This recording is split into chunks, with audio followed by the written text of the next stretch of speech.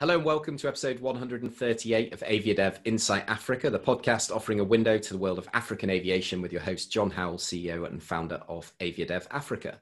Today's episode is going to discuss a vital and hot topic affecting many in the industry right now, namely mental health. I'm delighted to say that today I'm joined by Robert Bohr and Aedrian Bekker, both South Africans now living in the UK, with a real passion for African aviation development and a strong track record of supporting the mental well-being of pilots.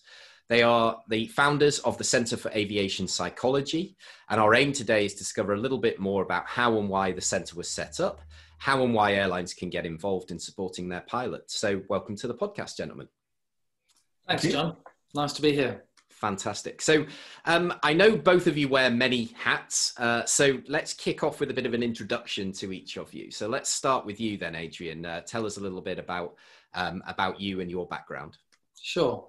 Well, thanks first of all to having us, John. It's hugely appreciated and a great opportunity to speak to this very particular audience. So as you said in our introduction, both myself and Rob are South African by origin, although we only met each other here in the UK where we're based. I did my training as a clinical psychologist in South Africa several years ago, far many more than I'd like to admit, at the University of Port Elizabeth. And I qualified as a clinical psychologist. But even at that stage, my interest was in looking at societal-wide interventions, just because of the challenges of geography, resource, and population of, how do you provide psychological interventions on a mass scale across large numbers of people. So my interest has always been at an enterprise level. And so consequently, I've worked as a clinical psychologist in organization and in a variety of capacities. I also did an occupational psychology degree as well. So I sort of wear those two hats. But my interest in aviation in particular started about 12 years ago when we did an increasing amount of work with all sectors of the operation and both looking at leadership development, sort of human behavior aspects to that, and more recently mental health. And that really coalesced to sort of 2015-16 following the tragic events of Germanwings, where somebody deliberately flew an aeroplane into a mountain. And at that point, the spotlight was shone on mental health and well-being within the pilot profession. And that's where I met Rob, and we started the Centre for Aviation Psychology. So at that point, I might be smart just to hand over to Rob. Absolutely, yeah. Okay. John, thank you very much for the warm welcome, and hi to everyone who is listening. So similar to Aedrian, I'm originally South African and did my clinical psychology training in South Africa, actually at the University of South Africa, and also in Johannesburg at the University of the Witwatersrand. I've lived in the UK for a very long time and in fact only practiced as a psychologist within the UK, not really in South Africa. So my interest in aviation goes back many years. When I qualified, I wondered whether I was going to become a commercial pilot and decided to take I don't know if it's the safer route, but certainly perhaps a more predictable one if we look at current world events, and to continue with my psychology practice. I do have a private pilot's license, so I have some hands-on interest and experience in the area. But in relation to mental health and mental well-being, I've always been interested in how so-called normal people deal with highly stressful and challenging situations and events, and also how we can mitigate risk in safety critical situations. And aviation is very clearly one. I happen to work in the UK National Health Service, where that would be another context where we can apply similar ideas. Our interest in mental health and mental well-being goes back actually predating Germanwings, which I think all of us understand in 2015 was a watershed moment in commercial aviation. But back in 2003, we were looking at airline passenger behavior. In 2006, we actually published our first book, Aviation Mental Health, and that was the first textbook in the world on the mental health of air crew, which was well received, but as many people listening will appreciate, this was a very small and rather exceptional subspecialism.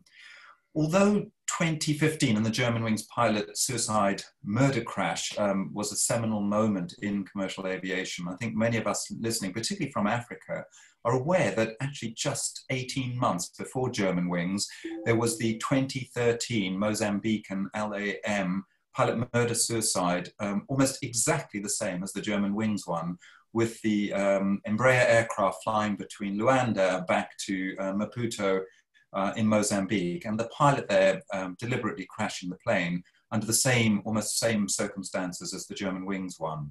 And indeed, we think Germanwings was a copycat of that particular event, but it didn't really reach the world headlines, maybe because the numbers on board, only, well, 33 people, as opposed to the Airbus carrying over 150. Perhaps had a different level of attention.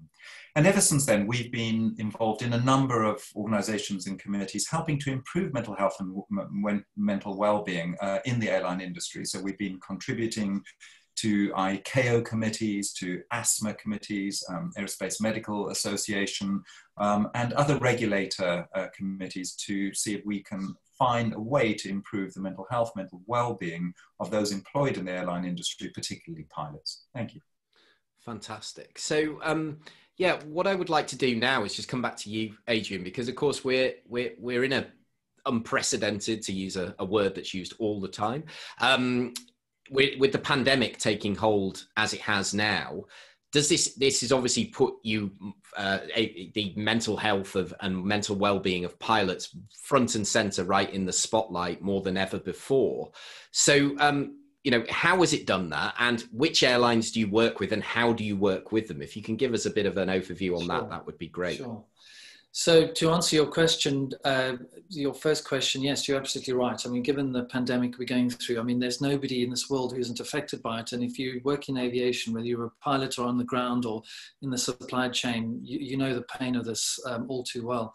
The reason that we focused on pilots in particular was, as we said, that seminal event of Germanwings. And as a result of that in Europe, there was a regulation that came out, several regulations, but one of which is that every airline needs to provide a support program, primarily a peer support program, to their pilots. And the deadline date was August of this year, but that got postponed to February next year. And it's been fascinating for those of you with an interest in regulatory affairs. And I can't admit that I'm a big interest, I have a big interest in it, but I have obviously developed an interest in the past few years. Is that it's been fascinating to see how a requirement passed down from a regulator has galvanized and shaped an industry, particularly around this area. So consequently, the support programs that we provide in response to this has meant that there are many, many thousands of pilots in particular who've received support during this very stressful time that wouldn't otherwise have received it. We're acutely aware that there are many thousands of pilots who didn't receive that, and obviously a whole army of workers in aviation who don't have access to any of that. Rob and I are, sort of to answer some of your question, your earlier question, Rob and I are passionate believers of providing psychological well-being support services to make it as easy as possible. And certainly one way of doing that is through what we refer to as peer support, which is particularly popular given that it's easy to access and it sort of destigmatizes and takes the stigma away from asking for help if you're battling. As you know, particularly because we focused on pilots, it's a demographic that are unlikely to ask for help when things are going not so well for them. And providing peer support is just a way of making it easier for them to ask a fellow colleague who's trained and backed up appropriately to access the support. So in answering your last question, we work with probably over 18 or 20 now airlines of different shapes and sizes, ranging from the really big ones such as British Airways and Swiss and TAP and Virgin and EasyJet and TUI and so on, to tiny operators who employ 3 pilots. So right across the spectrum, providing these services in a variety of different ways. Right, that's great. Yeah, I mean, to pick up on your previous point, when people believe I'm going to be a pilot, that it's a job for life. It's like there are kids that you hear, I'm going to be a footballer, but they know that when they get to 35, even if they have a very good professional career, they'll have to retire, potentially think about something else. But with pilots, for so long, whatever graphs you looked at, it was just on the up. We're going to need more.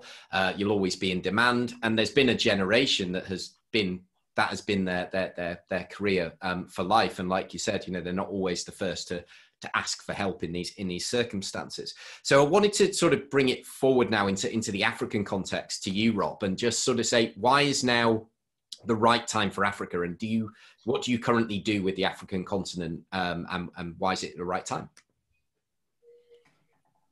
Mental health and mental well-being is obviously a universal phenomenon. And although the regulators have been focused on this important area, certainly within Europe, within North America, Canada, Australia, and so on, it's been slower to gain traction in other parts of the world. And there may be several reasons for that. The first is that there has not necessarily been the galvanizing change of legislation that requires AOCs to provide these kind of services. I think most people intuitively can see that it is common sense to do that. As you've just said, John, it's the choice of being a pilot is not a random occurrence. People are very dedicated, they're passionate, usually from a very early age, and it forms part of their actual identity. So when there is a threat to that identity, particularly with COVID-19 and what it's doing in the airline industry, it's going to also be a challenge to somebody's, I'm going to say, mental stability in some ways. The whole concept of being grounded, perhaps being able to catch up on sleep, spend more time with one's family, is quite time limited for many crew that we come across. At some point, sometimes being with one's family at some point generates new stresses because you're not doing the thing that you want to be doing. You're not going on trips. You're not able to operationalize many of those skills that are very important to you. And many crew at the moment are feeling this kind of sense of bottleneck, and that is that they have all of these skills and perhaps don't necessarily see how they could transfer into another role or temporary role until aviation starts to pick up again. And so the challenges to individuals can generate quite a lot of fear, stress, worry, anxiety for them, their loved ones, and employers, the managers and so on, may themselves be quite focused and occupied with just keeping the airline alive, and therefore to attend to the well-being of all of their employees may be something that is quite a stretch. So from our point of view, mental health and mental well-being is a universal phenomenon. We know that from the World Health Organization, but in aviation it is certainly timely that in other parts of the world, particularly Africa, where safety issues would be as relevant as they are in Europe, North America, and so on, bringing a focus to mental health and mental well-being is extremely important. And pilot peer support is obviously one way to do this. There are other ways as well. It could be training in resilience. It could be training in how to prevent mental health problems, how to cope when you're not working with all of these skills, but making sure that your skills don't fade. Perhaps helping you to manage some of your domestic relationships. It can extend into all sorts of different areas. We don't see any geographic boundaries to the whole concept here. No, great. And I just wanted to sort of pick up on the regulation side of things, in terms of, I'm not a pilot and I never had that sort of burning ambition to be one, and I know what's involved. But in terms of the regulations, either on a global basis or on a FAA, EASA, whatever it may be, what is actually out there? So if I can ask you, Aedrian, what does it look like now? What should it look like in terms of mental health awareness and training and all that sort of stuff? So everywhere apart from Europe, it's suggested, and the regulators are very keen to encourage it, but it's not mandated. And so depending on the benevolence of the company and the vision of the safety leadership within the company and so on, access and support to mental health resources will vary. And there's some stunning examples around the world. And then, then you look at sort of neighboring airlines or neighboring countries and there's absolutely nothing. The big difference in Europe is that it was mandated back on because of the German wings incident, and that has now galvanized an entire industry to take mental health issues seriously. And you know, when we talk about mental health, we're not talking about the extremes of mental health, such as suicidal, as tragic as that is, but it's the mental well-being aspect that could range from anything, as Rob was saying, from problematic relationships, from fatigue, some anxieties, etc., to obviously the more pronounced aspect of mental well-being and mental health. And in fact, only a tiny proportion of the people afflicted by this are people who are signed off ill for depression. And even those people, 97% of those people will come back flying, although most pilots, you know, I'm sure in your audience would think, well, that will be the end of their career, which is definitely not the truth. That's definitely a myth that needs to be challenged. So the regulations have completely changed the industry within Europe, and the hope is, and we know that other regulators around the world are paying close attention to that. I can imagine that at the moment they're reluctant to place additional regulation to an industry that's struggling, but I suspect that's coming its way. But the other aspect, if I can just emphasize, John, is that apart from a regulatory environment, as I'm sure most of your listeners would understand and agree, it's also a risk management aspect. You know, it's if you have a known risk and you know that mental well-being is an issue, and you have a stressed workforce dealing within safety critical roles and industries, it's incumbent upon you to do something to mitigate that. And again, we come back to, as Rob said, there's many ways of doing that. I mean, our area is particularly peer support, because it's a very cost-effective, very cost-efficient way of supporting vast numbers of people. You know, and I emphasize, obviously, we're interested in pilots, but there's a much wider community who play as important part of the safety envelope as pilots do. And does peer support, is that proven to work better than, you know, professional support, you know, or is it a case of peer support is a way in, and if you need more, then you go to a professional? How does that work, Rob? Well, I think the question actually answers itself there. It's definitely both and. There should be a tiered approach in mental health and mental well-being. The idea that if somebody feels a bit worried or stressed or anxious, that they need to go off and see a psychologist or psychiatrist probably is excessive, and there is a risk that it could make the person feel even worse about themselves. So that wouldn't be our recommended first way into seeking help and support. And pilot peer support, I think, is an amazing concept, and where it is up and running, I mean, the evidence is very strongly in favor of a number of different things. Firstly, it's a non-pathologizing way in which pilots and indeed other professionals within the airline industry can access first-level support. Secondly, as a professional, a highly trained professional who may have some very specific issues related to their employment, as a first effort, you probably want to speak to somebody who would understand your situation and conditions much better than a professional would. And that's why pilots typically, by instinct, would probably want to talk to another pilot in the first instance.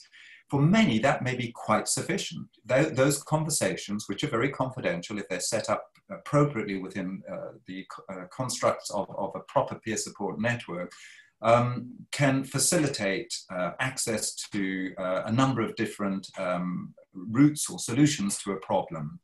A good peer would also be able to help pick up if a pilot is perhaps in need of something more specialist, which could be a chat with their AME, it could be with their family doctor, and it could be also signposting them to a manager within the airline, or if necessary, outside of the airline as well. And that's where mental health professionals such as ourselves come into peer support. And that is those that seem to be well constructed and set up and give a lot of prominence to safety in their systems will have a mental health professional who is involved, who can be an outsider and insider simultaneously to ensure that the system remains safe, that the pilot peers who are offering support to fellow pilots have someone to speak to about the kind of situations that they're dealing with. So I think in summary, a pilot typically would go seeking their own colleagues for first-line support. If more is needed, a pilot peer can then signpost them to the appropriate health or mental well-being services or management services, but that typically is not the first line of access. Yeah. John, if I can, yeah, sorry, please, Aedrian. Yeah. if I can just add into that, and that really comes back to your question that I know will be of interest to your listeners on the African continent, about applicability. As we well know, there's some, a huge diversity across the continent in terms of resources and attitudes towards mental well-being and mental health and access to professionals and so on. And so for a large number of people, it just may not be possible or affordable to access more professionalized support. And as Rob says, there's a place for that, certainly. And that's why sort of the whole concept of being able to turn to a trusted and trained colleague, is appropriately backed up and supported is a very smart and resource efficient one. And again, even across the continent, you have some amazing programs already up and running. So in South Africa, there's Mayday South Africa that's been doing an exceptional job under some incredible people for the last, many number of years. And I know in other parts of Africa, there's nothing at all. So this just seems to be a smart and intelligent way to access the largest number of people. But I do hasten to add, obviously we're big enthusiasts. There are other ways of supporting pilots as well, of course, but this just is the most obvious no-brainer, as I'd say, to us. Absolutely.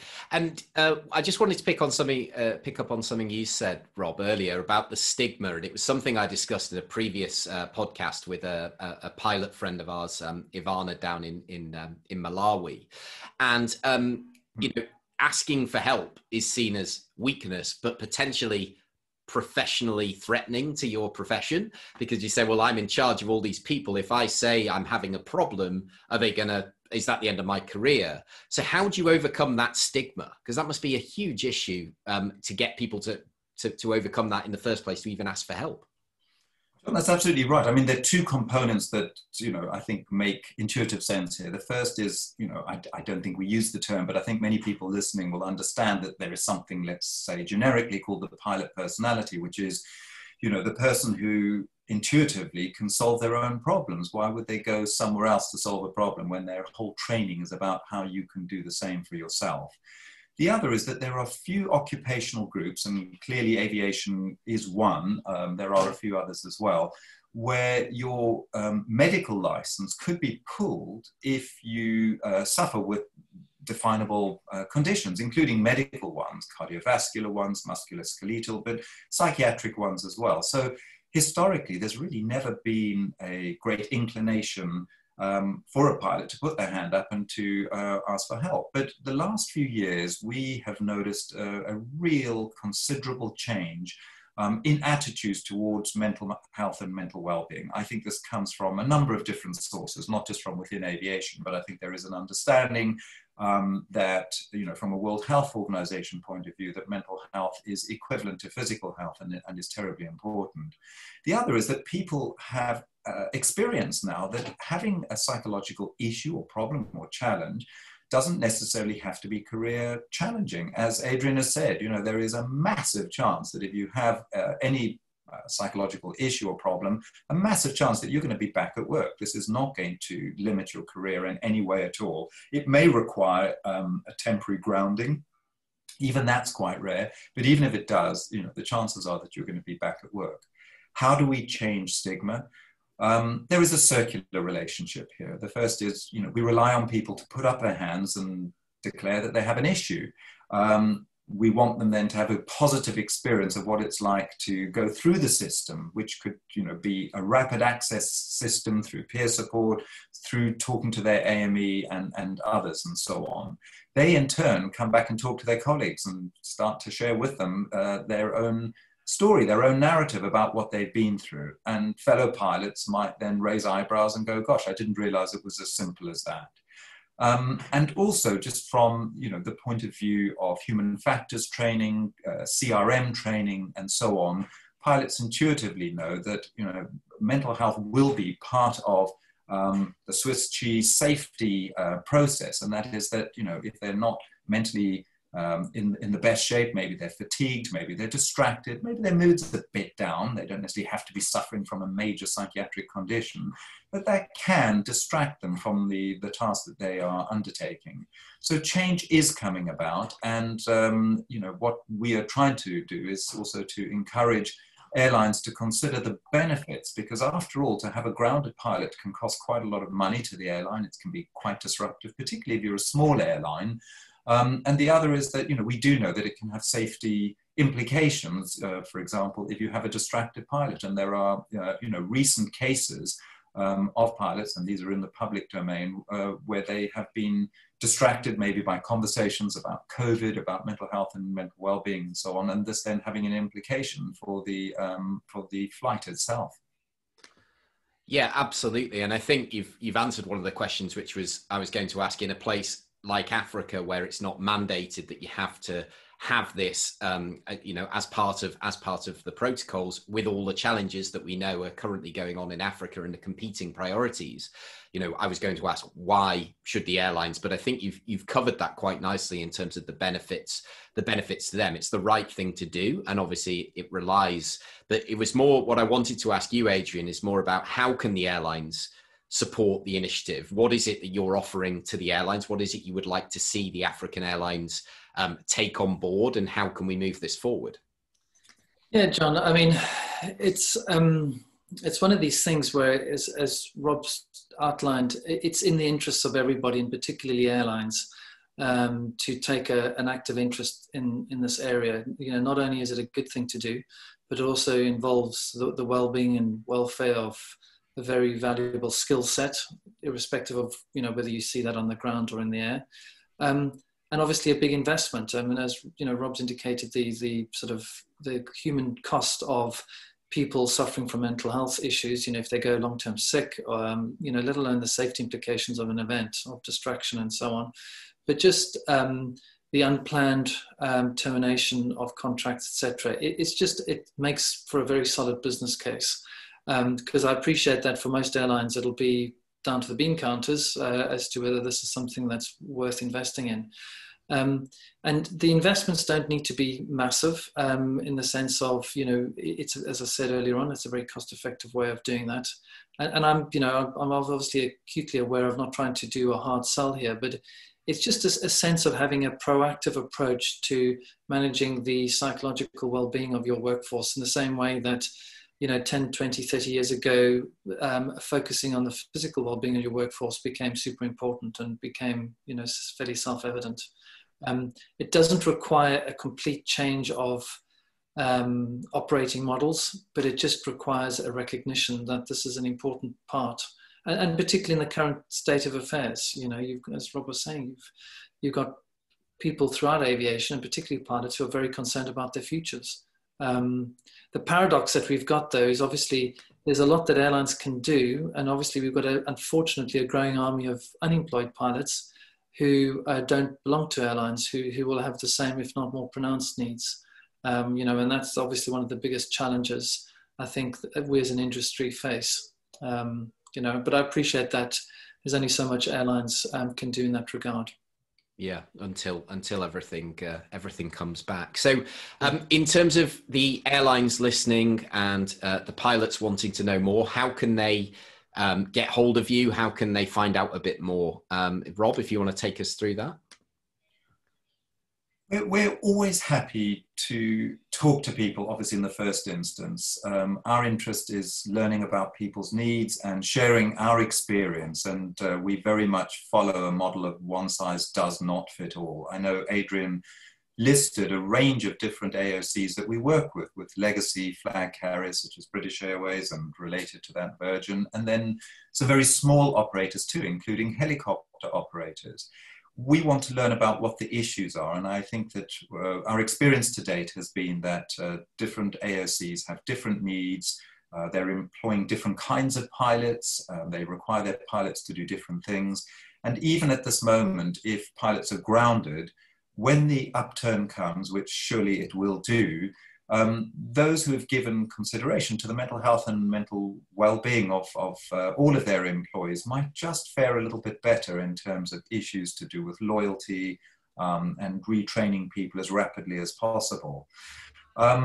If people want to consider the setting up of a peer support program, they shouldn't be deterred by their size, because there are ways in which one can connect into a wider kind of peer support program. It doesn't have to be a bespoke one for an individual airline, whatever the advantage and sometimes a bit of disadvantage of all of that.